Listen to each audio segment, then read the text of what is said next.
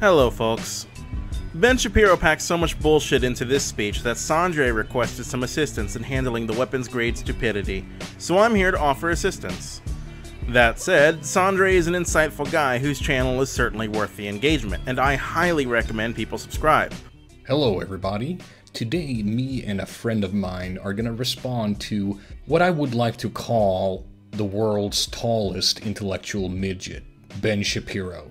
I would argue that much like Jordan Peterson, Ben Shapiro has, for some reason, been raised to this massive icon among conservative circles. He is treated as though he is this massive intellectual.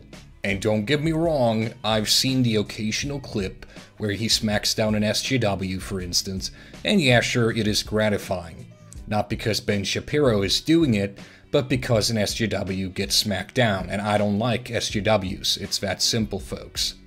That being said, smacking down an SJW is not a very impressive feat. It's kinda like defeating Stephen Hawking in a basketball game.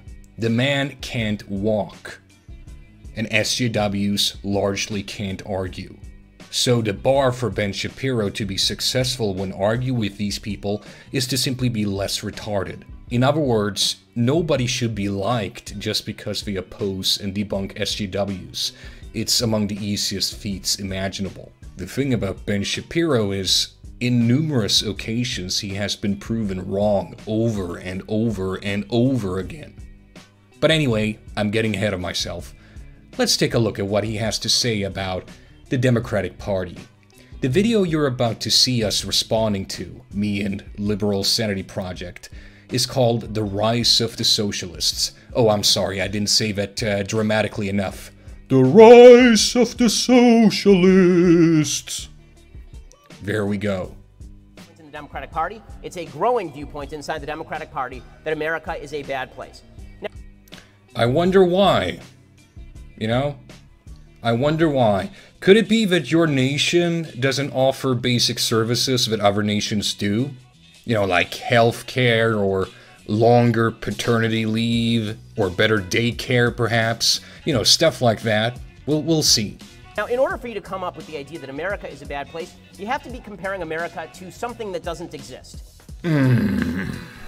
Apparently Sweden doesn't exist. Apparently France doesn't exist.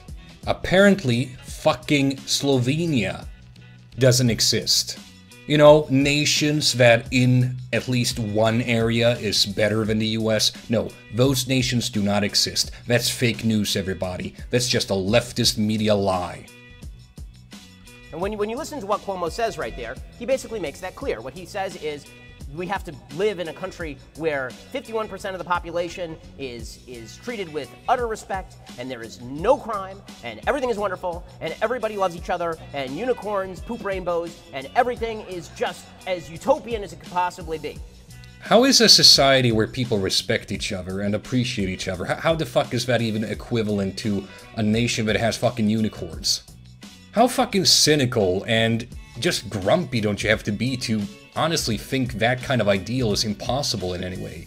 There's plenty of nations in the world that have a much higher relative rate of happiness per individual than the US. I just want to clarify, I'm not dogmatically claiming that other nations are, you know, super duper more happy on average than the US, but some nations definitely are. It also tends to be the nations that have, dare I say it, more socialist programs than the US.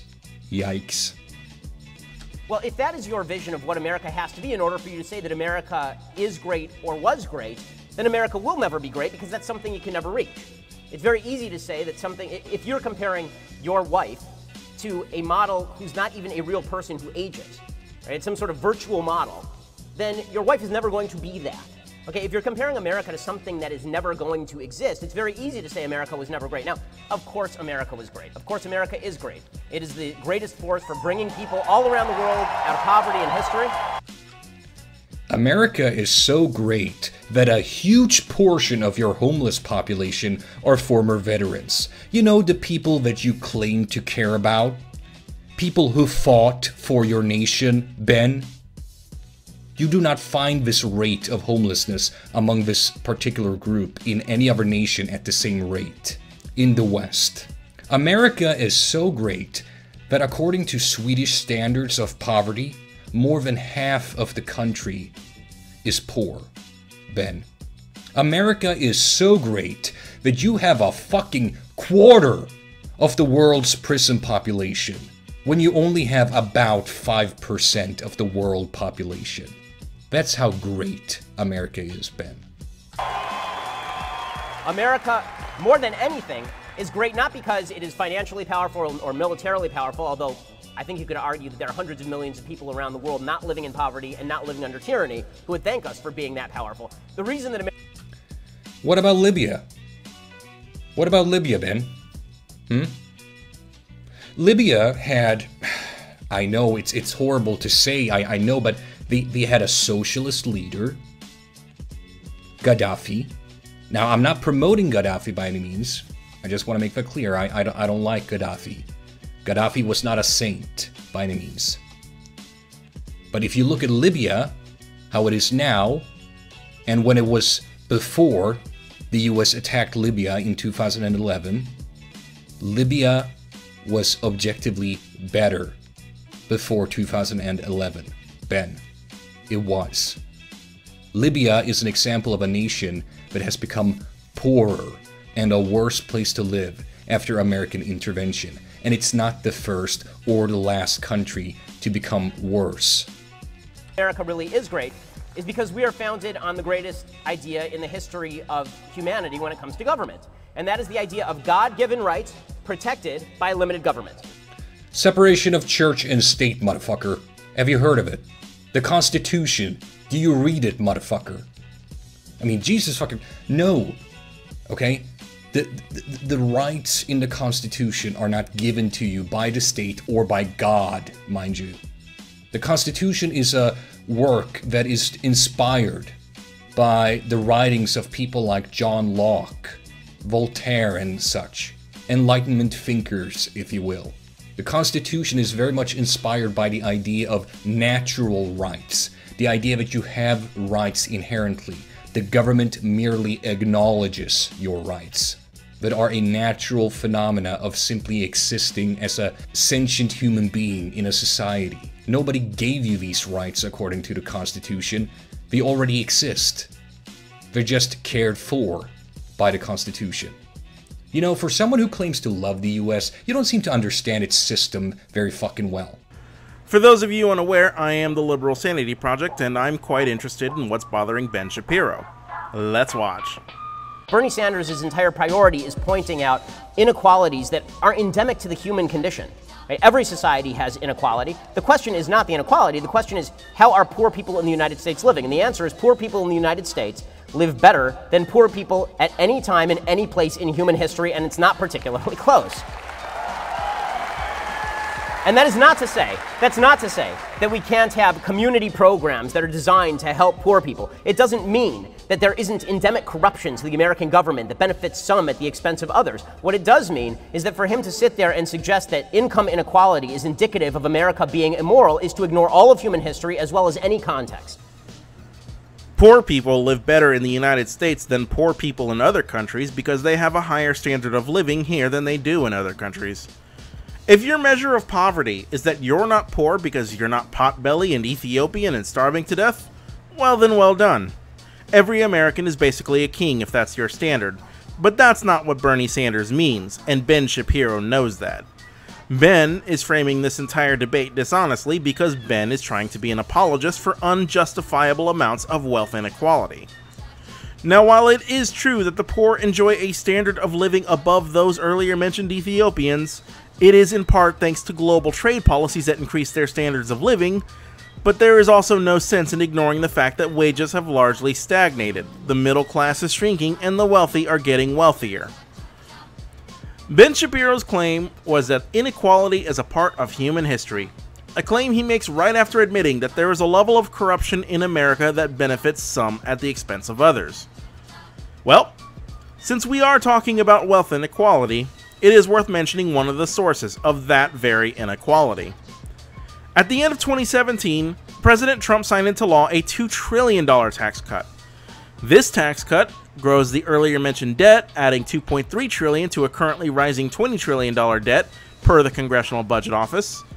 But hey, what's the big deal, you might ask? It's your money anyways. Well, I might agree, Johnny Taxpayer. But the vast majority of that money is not going to you. In fact, it would actually raise taxes on the middle class over the long run. Per the Institute on Taxation and Economic Policy, the poorest 20% will see their taxes go up by 1.1% as the cuts sunset, while the richest 1% will see their taxes shrink by 2.7% in 2019. To quote the very first line, the Trump GOP tax law will provide most of its benefits to high-income households and foreign investors while raising taxes on many low- and middle-income Americans. This same sentiment was echoed by the Tax Policy Center, which found that 82.8% of the savings from the tax cut go to the wealthiest 1% of Americans, while the bottom 53% of Americans face a tax increase. Basically, this bill raises taxes on you, cuts taxes for the wealthy, and grows American debt in a way that your children will have to pay for decades to come.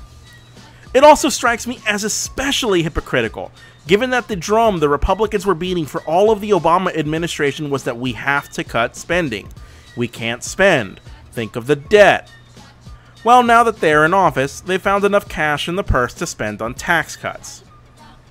Now, I suppose all this could be dismissed as politics as usual, if not for Ben's dismissal of what Bernie Sanders says as socialism.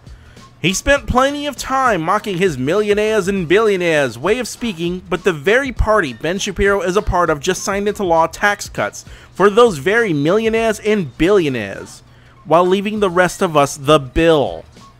Ben states that to call this immoral is to ignore human history. Ben, this is immoral because it gives money collected from all of us to a select few wealthy, while the rest of us see a shrinking middle class. It's a reverse Robin Hood. That's why it's immoral. Anyway, that's my take on it. Back to you, Sandre. Now, you know who holds a positive view of capitalism? Who does not hold a positive view of capitalism, but feels really good about socialism? Somebody who spent their entire life living under capitalism and no time living under socialism. I am so fucking tired of these arguments. From people like Ben Shapiro, or Jordan Peterson, or even Sargon of Akkad. Don't get me wrong, I actually like Sargon as a person, but as a YouTuber, I think he has fallen to tribalism as of late, to be honest. I'm also annoyed by people like David Pakman or others who talk about the wonders of socialism as well, because no, there is almost no nation on earth that is entirely capitalist or entirely socialist. Well, actually, there is no nation on earth that is entirely capitalist, because that shit just wouldn't work. And only very few nations on earth are even coming close to being entirely socialist. And even those nations have some element of capitalism, just to keep that shit going. The US, for instance, is not a capitalist nation, nor is it a socialist nation. It's a mixed economy, meaning that you have elements of both capitalism and socialism. Now, I would say that the American economic system is mostly capitalist. Perhaps too much so. Perhaps your system would have to shift the balance a bit so it became more socialist overall. But both political sides have to drop the black and white view of this. No. You can have socialist programs in a capitalist economy, and that doesn't make the entire system fucking socialist because of that. Because it's still majority capitalist. Nor does a few capitalist programs in an otherwise socialist economy negate the socialism of that economy. Like I said, this is really more a question of balance. So when Ben Shapiro, like his kin, argue that, oh, capitalism has done so much good for the US, they're not even talking about pure capitalism. They're talking about the neutered version of capitalism that has been neutered to make it more palatable, to make it more functional. Because pure capitalism has never worked. Ever. And I very much doubt that pure socialism is going to work either. Now, in a second, we're going to talk about what the left says about socialism and why it's actually not only incorrect, it is factually, it's just a lie. What they say about socialism, what they believe socialism is what socialism is not. When you hear folks on the left say Norway is a socialist country, Norway is not a socialist country. Norway is a capitalist country with some socialist welfare state policies. Isn't it funny? Isn't it funny how Ben Shapiro works?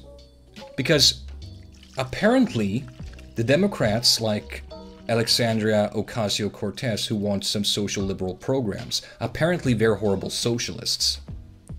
But then he looks at Norway, and apparently Norway isn't a socialist country just because it has social liberal programs, or socialist programs rather. Isn't it funny how this works? You know, Ben, you can't have your cake and eat it too. Okay? You can't call people socialists just because they have some socialist ideals, and then not call a nation socialist even though they have socialist programs, just because the majority of the economic system is still capitalist. This is a huge and glaring double standard. And this is why I can't fucking take you seriously, and why nobody should. Now, to anyone who's come over to my channel and subscribed because of the Liberal Sanity Project's version, thank you, and welcome to La Familia. And if you're watching my version of the video, well, you should go over and subscribe to the Liberal Sanity Project. He's great, actually. I don't agree with him on every issue, but I have to say, he always backs up what he has to say, and I respect that a great deal. Unlike somebody